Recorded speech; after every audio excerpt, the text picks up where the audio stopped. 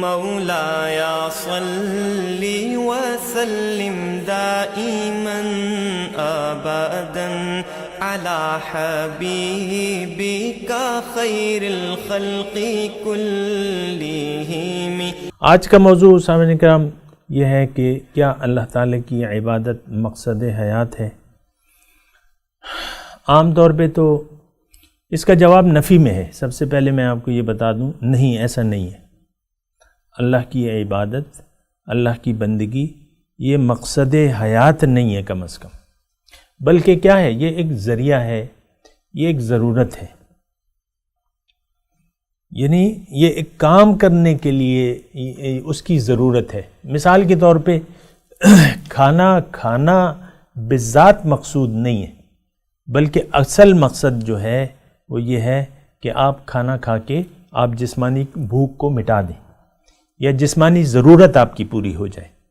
کھانا کھانا ایک ذریعہ ہے، اصل مقصد کیا ہے کہ آپ کی توانائی باقی رہے۔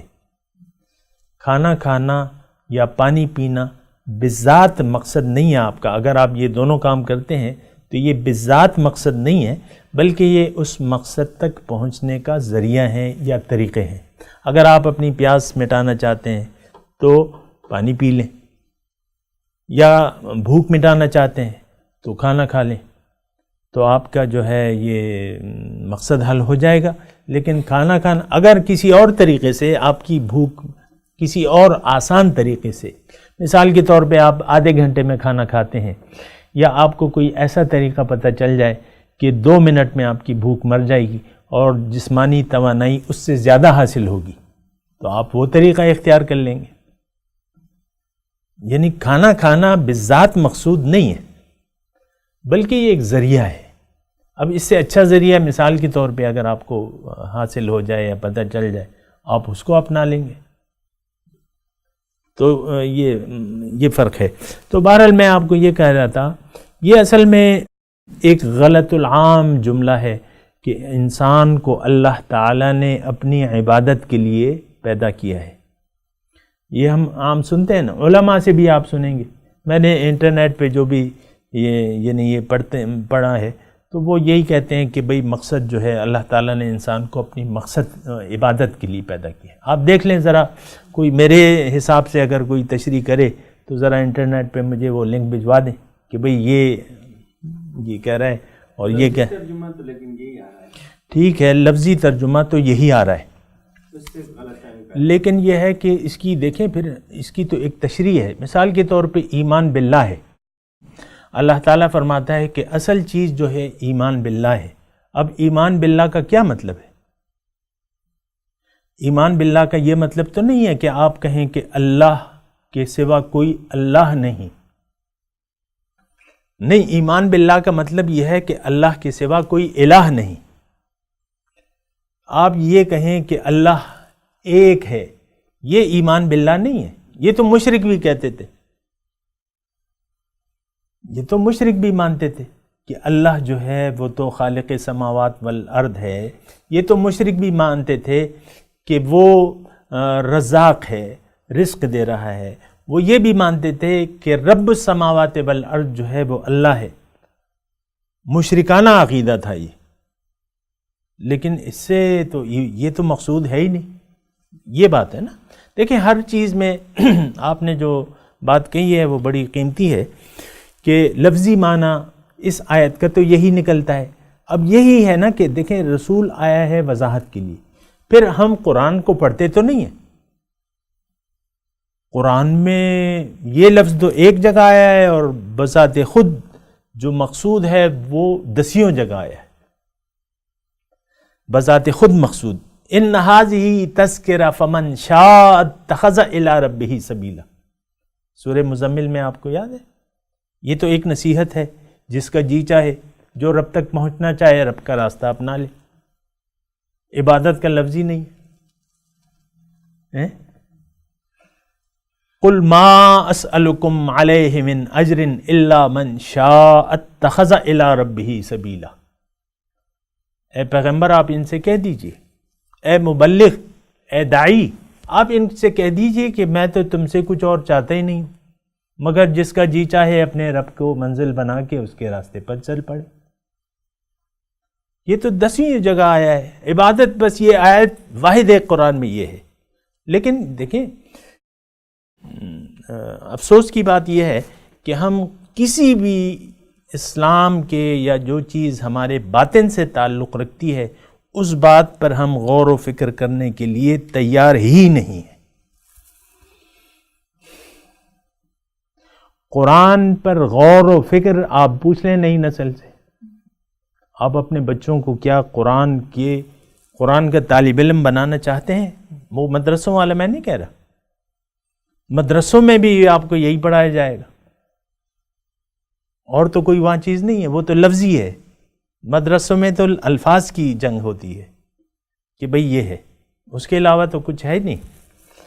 تو بہرحال یہ میں آپ کو کہہ رہا ہوں کہ آج کا جو موضوع ہے کہ کیا اللہ تعالیٰ کی عبادت مقصد حیات ہے؟ نہیں، مقصد حیات نہیں، بلکہ ایک ضرورت ہے، ایک ضرورت۔ تھوڑا سا بھی آپ اگر آپ چاہیں تو تھوڑی سی عقل استعمال کر کے، دنیا میں عقل استعمال کر کے، تو وہ آپ اس سے اندازہ لگا سکتے ہیں۔ مثال کے طور پہ آپ کو گھر کی ضرورت ہے، لیکن اس کے لیے پیسہ چاہیے۔ اب پیسے کے لیے آپ دوڑ رہے ہیں، لیکن مقصد گھر ہے، مقصد گھر خریدنا ہے، دکان آپ بنانا چاہ رہے ہیں، تو اس کے لیے آپ سرمایہ دیکھ رہے ہیں، اور سرمایہ کی پیچھے کبھی امی سے کہتے ہیں، کبھی ابا سے کہتے ہیں، کبھی کیا کرتے ہیں، کبھی تعلیم حاصل۔ تو وہ تعلیم وغیرہ، آج کی تعلیم کا مقصد کیا ہے؟ کتنا زیادہ جلدی آسان طریقے سے بڑے عہدے پہ پہنچ کے آپ بیٹھ جائیں اور پیسہ کمانے لگیں۔ تو تعلیم تو مقصد نہیں ہے۔ آج کا بچہ اگر تعلیم حاصل کر رہا ہے یا آپ اس کو تعلیم دلوا رہے ہیں، اس کا مقصد پیسہ بنانا ہے، تعلیم ہرگز نہیں ہے۔ صحیح ہے نا؟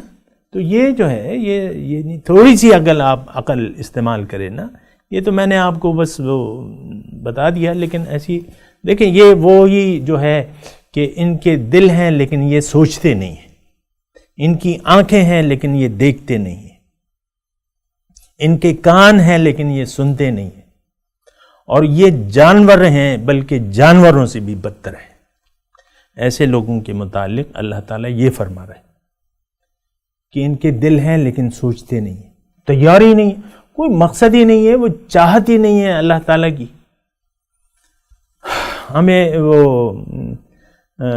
ہمارا تو کام ہی یہی ہے، دعوت اللہ۔ ایک صاحب مجھے ملے، اس نے کہا کہ کوئی وہ کیا کہتا، فری سیمپل دکھا دو، یا فری کوئی سیمپل بتاؤ بھائی، ہم چلیں اس راستے پہ، کوئی فری سیمپل دو کہ یہ چیز ایسی ہے ایسی ہے۔ تو دیکھیں، یہ تو وہ چاہت نہ ہونے کے بہانے ہیں۔ تو بات یہ ہے کہ بس وہ ہم ایسے ماحول میں رہ رہے ہیں جو کہ ایک دنیا دار ماحول ہے، اور دنیا ہی اس کا قبلہ اور کعبہ ہے۔ یہ بات ذرا آپ نوٹ کریں نا، دنیا ہی ہمارا مقصود ہے، دنیا ہی اصل میں ہماری نظر میں کامیابی کا مدعا ہے۔ یعنی ہر انسان دنیا کی کامیابی کے لیے خود بھی جی رہا ہے۔ دنیا میں آسائشات آپ دیکھ لیں، آسائشات کی دوڑ ہے۔ چھوٹا مکان ہے جی، بڑا مکان چاہیے، مثال کے طور پہ کچا مکان ہے، پکا مکان چاہیے، اور بس پیسے آنے چاہیے، بچوں کے گھر کے خرچہ چلتا رہے۔ بھئی یہ ذمہ تو اللہ تعالیٰ نے لے رکھا ہے، بندوں کو رزق دینے کا ذمہ اللہ تعالیٰ نے لے لیا ہے۔ وَمَا مِن دَابَّةٍ إِلَّا عَلَى اللَّهِ رِزْقُهَا وَمَا مِن دَابَّةٍ فِي الْأَرْضِ إِلَّا عَلَى اللَّهِ رِزْقُهَا۔ 12واں پارہ ہے نا، 12ویں پارے کی ابتدا ہے۔ کوئی جاندار ایسا نہیں ہے کہ اس کا رزق اللہ کے ذمہ نہ ہو۔ آپ یہ دیکھیں، کائنات میں غور و فکر کریں، یہ تو ہم اپنے رزق کے لیے پریشان ہیں، باقی مخلوقات تو بس اللہ تعالیٰ نے ان کے لیے رزق پیدا کیے ہیں۔ بڑی بڑی مچھلیاں ہیں، اور منو خوراک ہے ایک مچھلی کی بعض اوقات، لیکن وہ منو خوراک اس کو مل رہی ہے تازہ تازہ۔ وہ جھنڈ میں جو ہے وہ اللہ تعالیٰ بھجوا دیتا ہے، مچھلیوں کے جھنڈ، وہ بس صرف منہ کھول لیتی ہیں اور ساری مچھلیاں اس کے پیٹ میں آ جاتی ہیں۔ ایسا ہوتا ہے کہ نہیں ہوتا؟ اب دیکھیں شیر ہیں تو ان کی خوراک موجود ہے، ہرن ہے تو ان کی خوراک موجود ہے، وہ ساری آپ دیکھ لیں کہ یہ ہم تو کسی کو رزق نہیں دے رہے، اپنے علاوہ کسی کے رزق کا ذمہ ہم نے لیا ہے دیگر مخلوقات سے، لیکن سارے مخلوقات جو ہیں وہ پل بڑھ رہے ہیں۔ چڑیاں صبح نکلتی ہیں اپنے گھونسلے سے اور رات کو جب آتی ہیں پیٹ بھرا ہوتا ہے ان کا، کہیں کوئی کیڑا کھا لیا، کبھی کوئی پھل کھا لیا، کبھی کیا کھا لیا، کبھی کیا کھا لیا۔ سارے آپ دیکھیں مخلوقات جو ہیں بھوک سے آپ دیکھیں کوئی مخلوق مر رہی ہے انسان کے علاوہ، یعنی یہ سوچیں نا، تو ایسا تو نہیں ہے، ہر ایک کو اللہ تعالیٰ رزاق ہے، ان اللہ هو الرزاق۔ ہمارا تو عقیدہ نہیں ہے تو پھر تو مسئلہ آ جاتا ہے۔ بہرحال بات چیت جاری ہے۔ وآخر دعوانا ان الحمد للہ رب العالمین۔ مولاي صل وسلم دائما أبدا على حبيبك خير الخلق كلهم